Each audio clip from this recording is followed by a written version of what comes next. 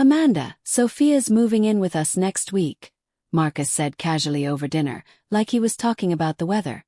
It's time we all learned to live together. I froze, my fork halfway to my mouth. Across from me sat the man I'd been married to for 8 years. Still handsome at 35, still composed, but with a new, smug glint in his eye. I must have misheard you, I said, steadying my voice while my hands trembled beneath the table. Did you just say your mistress is moving in? Marcus sighed and gave me a look like I was being unreasonable. Don't be dramatic. Sophia isn't just my mistress. She means something to me now. And since you won't agree to a divorce without taking half of everything, this is the compromise. I thought of the security cameras I'd installed 6 months ago. Quiet witnesses to every betrayal.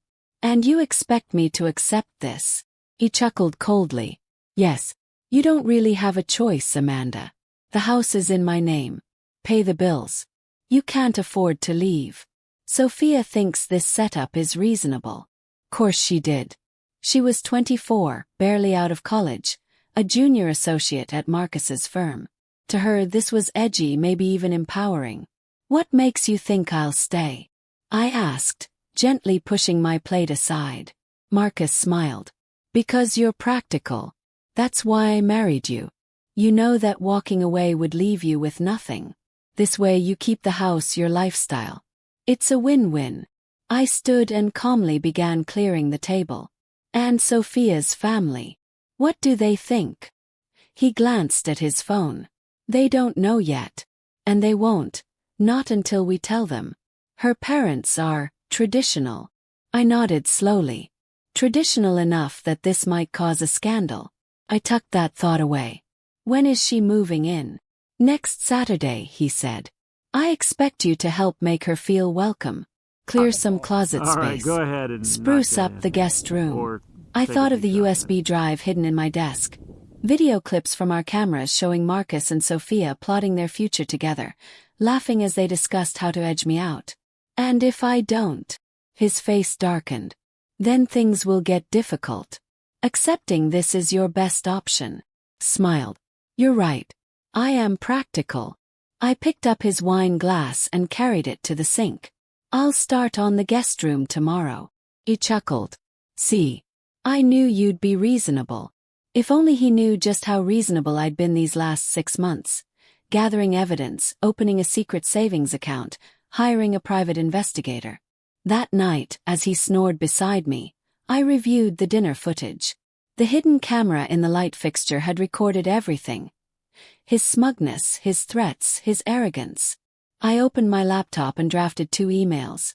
One to Sophia's conservative parents, complete with video attachments. The other to Marcus's boss, Richard Thompson, who happened to be a close friend of my father. I didn't hit send. Not yet. Timing mattered. My phone buzzed.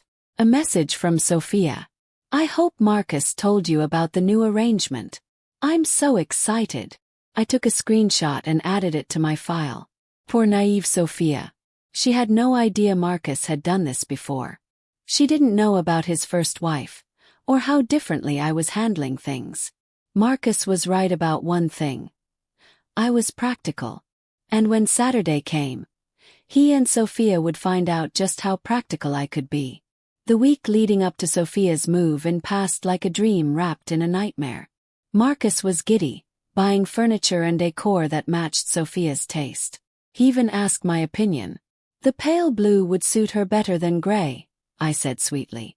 And maybe some matching curtains. He grinned, clueless. This can really work if we all try.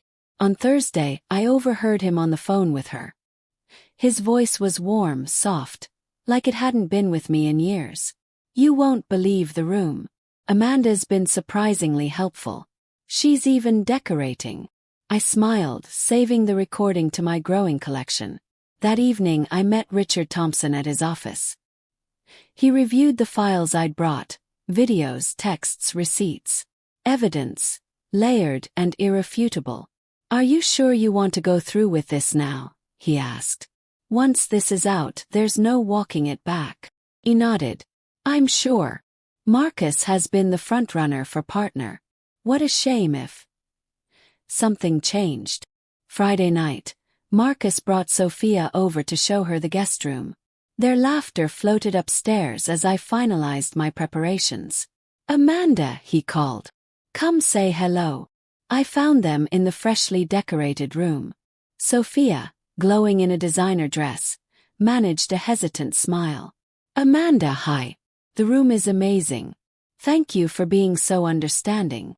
I returned her smile. "Of course. We're all adults here. Would you like some wine? We should celebrate." In the living room we played house.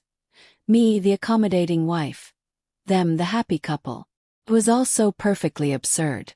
"I'll keep my things on this side of the closet," Sophia said cheerfully. "And maybe we can figure out a kitchen schedule." "Absolutely," I nodded. "Though I'm not usually home for dinner. Work's been busy." Marcus raised an eyebrow. "Since when?" "Just picked up a few new projects." Turned to Sophia. "So, how are things at the firm? Big announcements coming up, right?" Marcus stiffened. "Let's not talk about work." I took a sip of wine and smiled. They had no idea what was coming. Not yet. But Saturday would change everything. But Sophia was already nodding eagerly, her voice bright with excitement. "Marcus is definitely getting the promotion.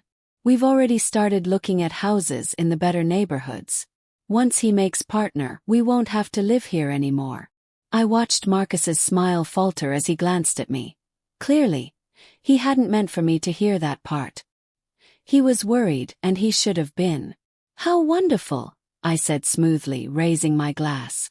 "To new beginnings." Later, after Sophia left, Marcus turned to me with rare sincerity. "Thank you," he said, "for being so mature about all this. I know it's not ideal, but you've handled it better than I expected." I touched his arm gently, almost kindly.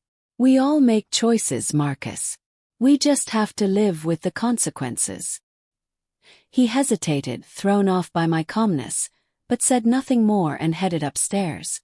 As soon as I heard the bedroom door click shut, I opened my laptop and sent the 2 emails I'd been preparing for months, one to Sophia's conservative parents, the other to the board of Marcus's law firm. Then I made one final call. The locksmith. Saturday arrived clear and bright. Marcus left early to help Sophia pack, promising they'd return by noon. By 9 a.m., the locksmith had changed every lock. By 10 o'clock, the security system was updated. New codes, new protocols. By 11 o'clock, a moving crew I'd hired arrived to haul out everything Marcus had purchased for Sophia's new room. Noon sharp, my phone buzzed. Messages from Sophia's parents, then a stream of emails from law firm board members. Finally, Marcus called. His voice was sharp with panic. "Amanda, what the hell did you do?" I leaned back in my office chair, sunlight warming my skin. "I made a practical choice, darling. Just like you taught me to. You had no right." "Oh, but I did," I interrupted. "We can talk about it when you get here." "Wait. Your key won't work anymore." I ended the call and waited. By late afternoon, Marcus was on my doorstep, jamming his key into the lock, increasingly frantic. Eventually, he rang the bell. I opened the door and stood in the doorway, calm and composed. "Can I help you?" "This is my house," he snapped, trying to push past me. I held up a legal document. "Actually, the house is in both our names. Your assistant filed the paperwork 3 months ago. Routine documents you didn't bother to read. I have full legal right to change the locks if I feel unsafe." His face drained of color. You tricked me." "No, Marcus. You just weren't paying attention." He staggered back, stunned. "The partnership won't be happening," I finished. "The board received video evidence of you making unethical promises to a junior associate. Apparently, that violates several codes of conduct." Marcus stared at me, speechless. "You recorded everything." "Of course," I said softly. "I learned from the best." Just then, a car screeched to a stop at the curb. Sophia ran toward us, mascara streaked down her face. "Marcus, my parents know everything. They're threatening to report the firm if I don't resign immediately." "Oh good," I said, smiling. You're both here. Saves me time. I handed them each an envelope. Inside you'll find copies of everything. Texts, receipts, videos, credit card statements. I've already sent them to the board, Sophia's parents, and my lawyer. Sophia opened hers with shaking hands. You planned this. No, I corrected her. You planned this. I just documented it. I turned to Marcus. Oh, and those designer bags. You used our joint card. I filed them as fraudulent. Enjoy that investigation. His face turned crimson. You vindictive. Careful, I warned, gesturing to the camera above the door. Still recording. They stood there, two people who thought they could shove me aside, looking small and defeated. Sophia ran to her car, sobbing. Marcus just stood there. What do you want? He asked finally, voice hollow. A divorce, I said. A fair split of everything. And I want you to remember this. You didn't lose everything because I was cruel. You lost it because you were careless.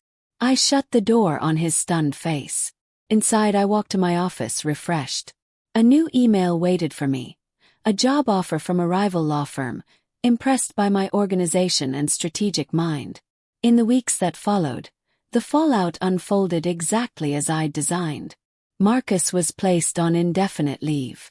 Sophia resigned and moved back with her parents. I kept the house, started my new job, and redecorated the guest room. Finally, the way I wanted. One night, as I enjoyed a quiet dinner, a message lit up my phone. Marcus's first wife. I heard what happened. I wish I'd been as smart as you. I thought about replying, but instead I raised my wine glass to the security camera above and smiled.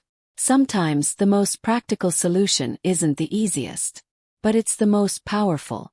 3 months later, I ran into Sophia at a coffee shop. She looked smaller somehow, her confidence dulled despite the designer clothes.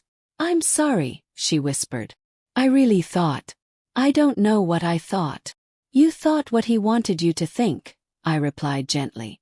The difference is, I stopped believing his stories a long time ago. As I walked away, I felt only peace. No anger. No bitterness.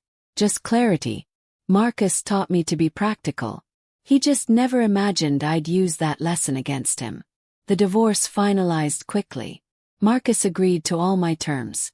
No courtroom battles, no theatrics. Just a clean break. Because in the end, the best revenge isn't loud. It's precise. It's quiet. It's practical. And it always lands when they least expect it.